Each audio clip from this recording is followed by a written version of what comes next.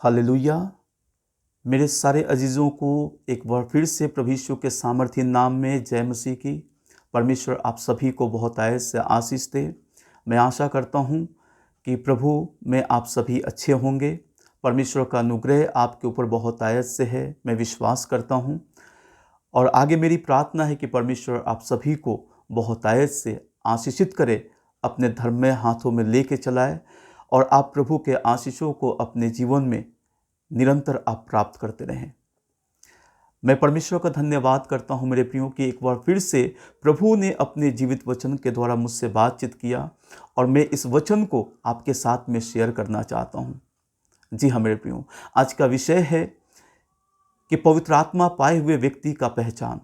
जी हाँ मेरे प्रियो, एक व्यक्ति को आप कैसे पहचानेंगे कि वो पवित्र आत्मा से भरा हुआ है?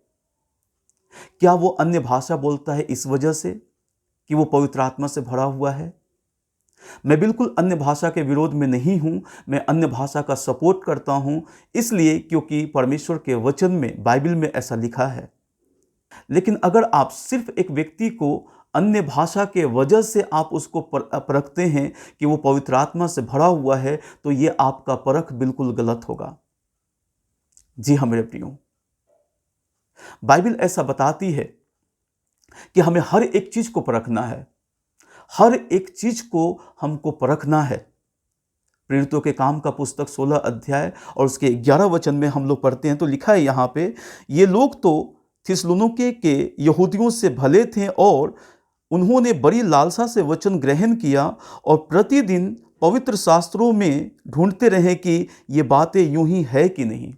जी हाँ मेरे प्रियो, यहाँ के लोग, इस कलीसिया के लोग, कोई भी आके इनको कुछ भी बोलता है, कुछ भी इनको बताता है, सिखाता है, ये परखते हैं परमेश्वर के वचन से, परमेश्वर के वचन में से ये ढूंढते हैं कि जिस बात को इस व्यक्ति ने सिखाया है, जिस बात को इस व्यक्ति ने बोला है, ये बातें यूं ही है कि नहीं, क्या ये वचन के अनुसार है या नहीं।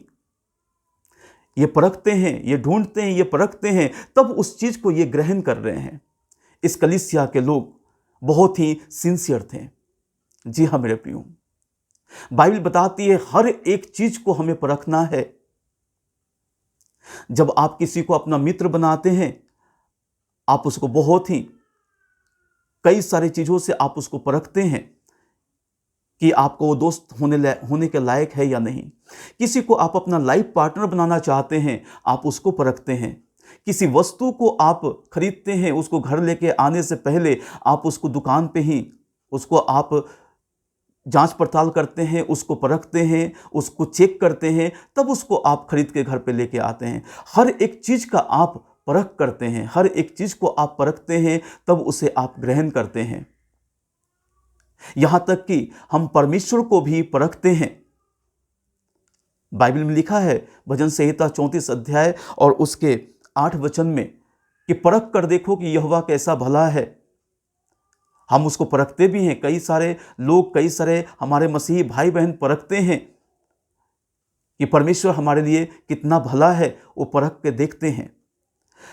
यहां तक हम परमेश्वर को भी नहीं छोड़ते हैं, हम परमेश्वर को भी परखते हैं, तो हम अपने सिखाने वाले को, अपने अगुए को क्यों नहीं परखते हैं?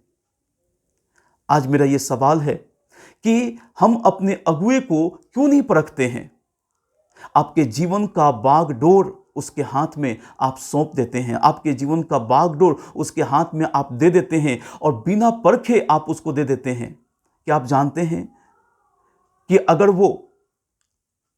वो अगुआ परमेश्वर के वचन के अनुसार अगर वो नहीं चलता है, तो आपका जीवन कहां जा रहा है? आज आपको इस विषय पे विचार करने की जरूरत है। एक अगुए के अंदर कौन कौन सी बातें होनी चाहिए जो आपको परमेश्वर के वचन से वो अगुवाई कर रहा है, जो आपको आत्मिक बातों में अगुवाई कर रहा है, उसके अंदर कौन कौन सी बातें होनी चाहिए? आप उसको कैसे परखेंगे कि वो अगुआ जिसको परमेश्वर ने मुझे दिया है, जिसको मैंने उसको अपना अगुआ बनाया है, वो अगुआ परमेश्वर की ओर से है? आप उसको कैसे परखेंगे? आज मैं आपको बताना चाहता हूं कि उस अगुए का परख मैंने कुछ मैंने ऐसे बातों को देखा वचन से कि वो चीजें उसके अंदर अगर नहीं है तो वो एक अगुआ नहीं है। उसे आप जांचें और परखें। मैं आपको बताना चाहूंगा, लिखा है यहां, मैं उन एक एक चीजों को, एक एक बातों को मैं आपके सामने रखना चाहता हूं। एक अगुए के अंदर कौन कौन सी बातें होनी चाहिए। यहां पे 12 पॉइंट्स मैंने लिखे हैं और जो मैं आपके सामने में रखना चाहता हूं। पहला है, एक अगुआ हमेशा प्रार्थना के भाव में रहेगा।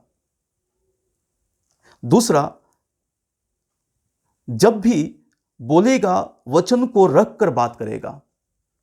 तीसरा, हमेशा या निरंतर स्तुति आराधना करता रहेगा। चौथा, हमेशा परमेश्वर को महिमा देगा। पांचवा, परमेश्वर के कामों के प्रति निरंतर उत्साहित रहेगा रात दिन। छठा, उसके अंदर सभी के लिए प्रेम होगा। सातवां, कभी स्वार्थीपन नहीं दिखाएगा। आठवां, धीरजवंत होगा। नौवां, वह किसी की चुगली नहीं करेगा। 10वां, दूसरे के लिए मददगार होगा। 11वां, किसी के वस्तु का लालच नहीं करेगा। और 12, झूठ नहीं बोलेगा। जी हाँ मेरे प्रियो, अगर उस व्यक्ति के अंदर, उस अगुए के अंदर ये सारी बातें हैं तो आप उसको पहचान सकते हैं कि वो पवित्र आत्मा पाया हुआ व्यक्ति है, परमेश्वर की ओर से वो अभिषेक किया गया व्यक्ति है। अगर उसके अंदर ये बातें नहीं मिल रही हैं, अगर वो व्यक्ति हमेशा अपनी महिमा करवाना चाहता है, वो व्यक्ति झूठ बोलता है, या परमेश्वर के कार्य के प्रति वो उत्साहित नहीं है, जो भी हम लोगों ने पढ़ा, वो परमेश्वर की स्तुति आराधना निरंतर नहीं करता है, आप उसको परख सकते हैं इन बातों से कि वो व्यक्ति परमेश्वर के आत्मा के द्वारा अभिषेक नहीं किया गया है। कई बार लोग अन्य भाषा सीख करके लोग बोल रहे हैं, कई सारे लोग अन्य भाषा सीख के बोल रहे हैं, लेकिन मैं आपको कहना चाहता हूं कि किसी भी व्यक्ति को सिर्फ अन्य भाषा से उसको आप मत परखिए कि वो पवित्र आत्मा से भरा हुआ है।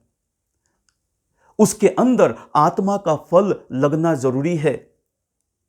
अगर आत्मा का फल उसके अंदर नहीं है तो उस व्यक्ति को आप समझ लीजिए कि वो व्यक्ति सिर्फ एक ढोंग कर रहा है, एक नाटक कर रहा है। अगर उसके अंदर जो 12 पॉइंट्स मैंने आपके सामने रखे हैं, अगर उसके अंदर ये बातें हैं, वो परमेश्वर के आत्मा से भरा हुआ है, वो परमेश्वर के आत्मा से अभिषेक किया गया है, परमेश्वर ने अपने आत्मा से उसको अभिषेक किया है। इन पॉइंट्स के द्वारा आप जान सकते हैं कि वो व्यक्ति पवित्र आत्मा से भरा है या नहीं। जी हाँ मेरे प्रियो, परमेश्वर आप सभी को बहुत आयत से आशीष दे। हर एक बात को परखें, हर एक बात को जांचें। जब अपने जीवन को किसी के हाथ में आप सौंप रहे हैं, ये जीवन बहुत कीमती है, ये जीवन बहुत कीमती है जो परमेश्वर की ओर से हमें उस परमेश्वर के अनुग्रह से हमको मिला है। जी हाँ मेरे प्रियो, अपने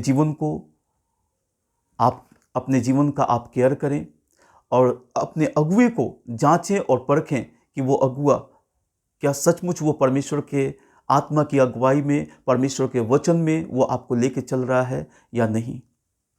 अगर ऐसा नहीं है तो आप प्रार्थना करें परमेश्वर से कि प्रभु आपको अगुवाई करे अपने मार्ग में चलने के लिए। जी हाँ मेरे प्रियो, परमेश्वर आप सभी को बहुत आयत से आशीष दे। सभी लोगों को जय मसीह की।